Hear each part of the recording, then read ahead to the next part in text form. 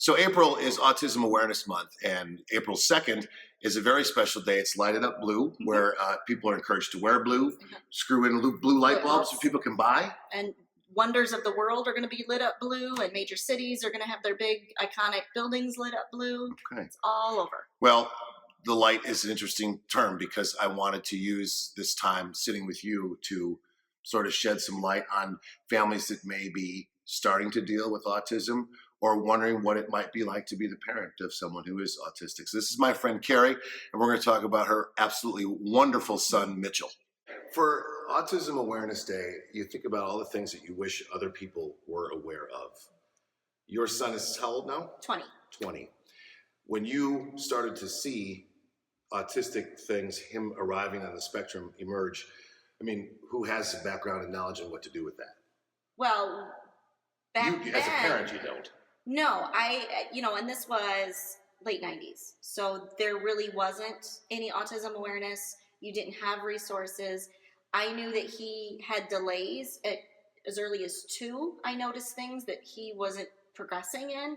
And for a couple of years, I kept saying that there was an issue and there's a problem. And I kept getting boys develop later, boys develop later. There wasn't such focus on looking for these things. And finally, I pushed it enough, and when he went to pre-K, they finally saw it when they did their testing. And then I went to the doctor, and we did more testing. And it's a series of, you've got this list of things, and if you do 8 of the 10, you're more likely to be in the spectrum. There's no one test, there's no one blood test, there's no one IQ test that they can take. They basically rule a lot of things out. You do medical tests to rule this out, you do tests to rule this out, and then you take other tests and you hit these markers in this many categories. So this is where we're putting you. And in the late 90s, I didn't have the internet resources that we have now. Are they helpful though? Because sometimes you feel like they always tell you shouldn't go to things like WebMD because you're self-diagnosing and you're completely wrong. Well, there weren't any really then, so something would have been nice. Sure. You felt the internet was really just emerging as a resource at this point. Everything was kind of new. Okay. So in many ways, I felt very alone because you didn't know where to go, and then you had doctors giving you this stuff. And what I knew about autism was very little. You had Rain Man, and you had stories of maybe this celebrity has an autistic child or that. And what I knew of it was on the far end of the spectrum of the totally nonverbal, socialization and no real empathy and things like that. And I'm like, my child's not like that. No, Mitchell certainly isn't. No, he's not. And although he did not at 3.5 have much speech, he certainly had no conversational speech. He could scream no like crazy. And I don't think he understood a lot of what we were saying to him at that time. The therapies that we went to and the different things that the schools did really helped kind of calm him down, get him focused, and that he could learn. And the biggest thing was for us to learn how he learns so we can teach him that way. He's not going to learn like you and I do.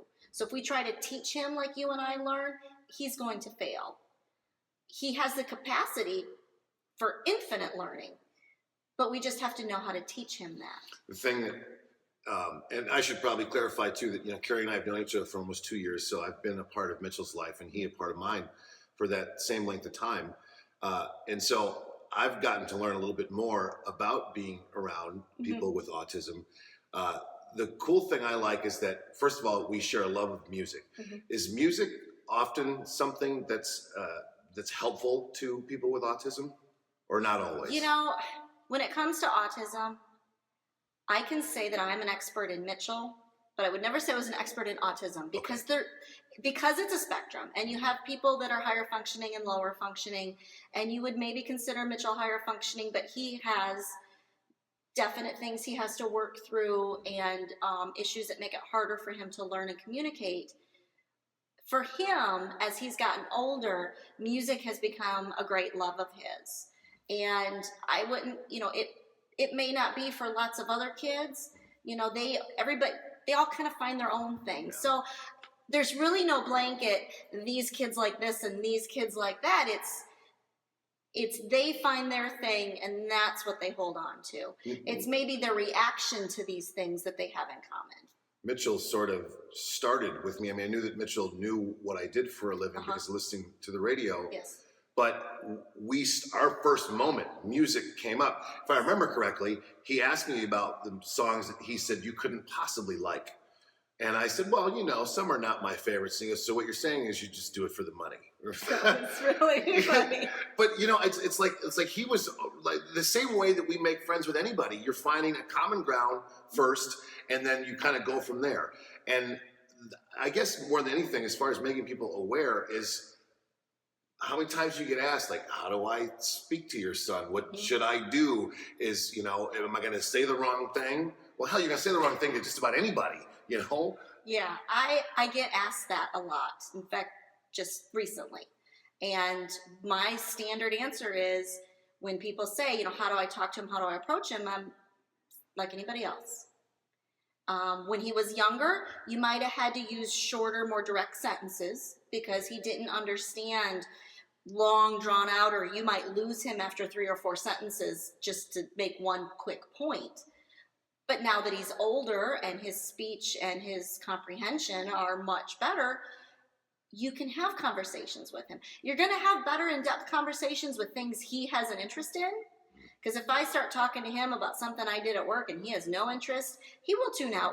But then again, most 20-year-old boys probably will. So it's not that uncommon. But if you talk to him about something that he really has an interest in, you better just get comfortable and sit back because the little boy who didn't talk ain't going to shut up anytime soon. Yeah. Was that tough when he was younger? Because you wanted to have that kind of closeness with talking, and you wondered if he couldn't hear or understand what you were saying, you didn't get what he meant all the time. That has to be tough. It almost keeps a little wall in between the two. Yeah, there were times, especially in the early years before the diagnosis and during and just after, where he just didn't have much speech at all, and you really wanted to get through to him. And, you know, you want to sit and cuddle with your kids and you watch a movie. And I remember distinctly one of the first full sentences he said to me was after I put a movie in the VCR. That's how long ago it was. And I sat down next to him and he looked at me and said, "Go away now." But it was because he needed his space. And now that he's older, he doesn't say go away now. He goes away, he goes in his room, he does his thing, and he comes back to the party. If we have a party, he'll come in and out 12 times during the evening. 5 minutes, he's had enough of everybody, and he goes away, you know? But when he was younger, those were the things that were really hard. I could sit and rock my daughter, and I loved that, you know, in the rocking chair, and you rock her to sleep, and you lay her down. When Mitchell was tired, you had to put him in bed. If you tried to hold him when he was tired, he screamed, and it got worse and worse and worse, and you both got so much anxiety. And then I learned that if I just put him in bed, he cried for a couple of minutes and went right to sleep. I could never hold him to rock him to sleep. And as we said earlier, it took 18 years for me to get a spontaneous hug out of the blue for no reason. And I'll always remember that. And I've gotten more since then, and I treasure every one of them because I had to wait a long time for those. Yeah. And even then, they're very, you know, they're not bear hugs because I'm not touching too much, you know, but it's on his terms, and that's fine. I'll take whatever I can get. And you probably do have a tendency to remember those bigger moments when maybe you're not raising a child with some of the challenges that he has. Those moments sort of come and go, and there gets to be so many of them that you don't keep track. So you have these days that are just like phenomenal. And you know what I'm getting to. I do know. I remember the day that you told me this story. Told you the story. This was a day that I think started off for me feeling like I was the worst parent in the world, and then a light switch went off by the end of it. Again, late 90s, you know, didn't have a lot of resources, and he was between his pre-K and his kindergarten, and we were afraid he was going to lose a lot of the gains he had made in classes and his therapies that he had, because he had made some good gains. But going 3 months over the summer, if we didn't have any therapy, he might have lost something. So I had signed him up for the Easter Seals in Rockford. They had occupational therapy or whatever kind of speech therapy. He's had a lot of them. It was a speech therapy over the years, and we went once or twice a week, and it really helped him. Then one day I got really busy at work, and all of a sudden I look down and it's almost time for therapy, and I still have to go get him, and it's down in Rockford and I'm in Rockton. I'm not going to get there on time. So I call them and ask, can I come late? Do you have a later appointment? They don't have anything. And I hang up the phone, and I'm near tears. Well, I was actually in tears because I felt like I'm this horrible mother. How am I going to get him where he needs to be if I can't even remember to take him to these things? And I'm beating myself up. I can't do this. Why did God give me this child? Because I can't give him what he needs. I'm not going to be the mother he needs. It's a bad day. I was beating myself up. And then it was like, I already was going to leave early and I needed to see him. So I went and I picked him up and we got lunch and we sat down by the river. And I'm trying not to cry and, pretend it's a good day. And I'm watching him, and he's running back and forth, and ducks are following him, and ducks are coming up, and he's giggling, and he's laughing, and he doesn't have a care in the world, and he's as happy as he can be, and I'm just watching him, and I think I started crying for different reasons at that point, because it was a realization and a light bulb that, sometimes he can just be a kid. He doesn't have to be in therapy all the time, and sometimes you just have to stop and feed the ducks. And that has been kind of my mantra when things get really bad for about the last 17 years of, and you start thinking that it's overwhelming. You just have to stop and say, it's okay. He's happy. And when I look at him now, he's 20. He has a job that pays him. He has things he wants to do and that we're working towards. So the fact that I missed that one therapy session that day, I don't think permanently scarred him. I thought so at first in that day, and a couple years later, he had a teacher who was remarking on him and the things he did and said, this child is here to touch lives. And I think, I've never thought of it as a burden. It's your kid. Whatever your kid needs, you give them.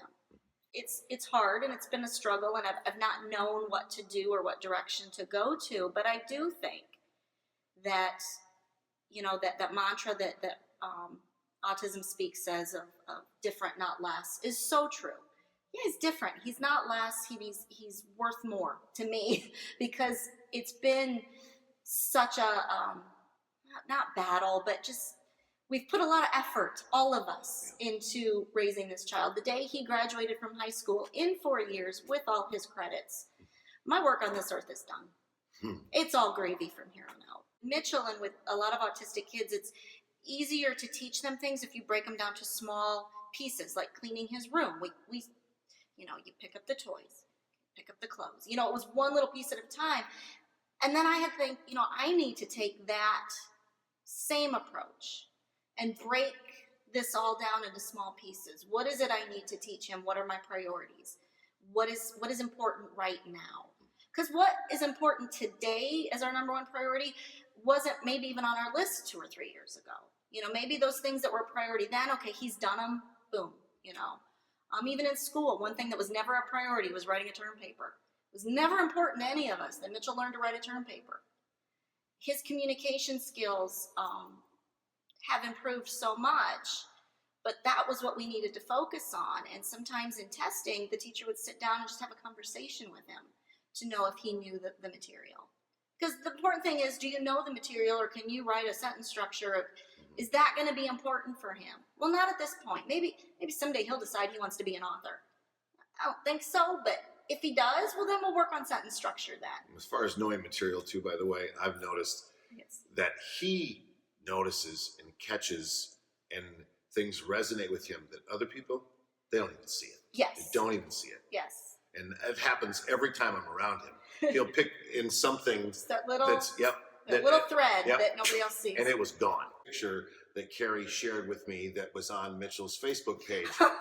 And what mom sees is a woman with no top on, but what Mitchell saw was something completely different, and he was real blasé about the naked woman. It was like it was not even there. When I texted him and said, "Why is there a naked woman on your cover photo?" I don't know, beats me, but you got to admit that Salvador Dali sure has intriguing paintings. And I'm just like, Okay, so there's a fish eating a tiger coming out of a ball and a flaming ring and a. Mm-hmm. Okay. Okay. Thanks for their time. I really No appreciate problem. it. I really appreciate No it. problem. Can I give you a hug? You can give me a hug. This is a spontaneous one.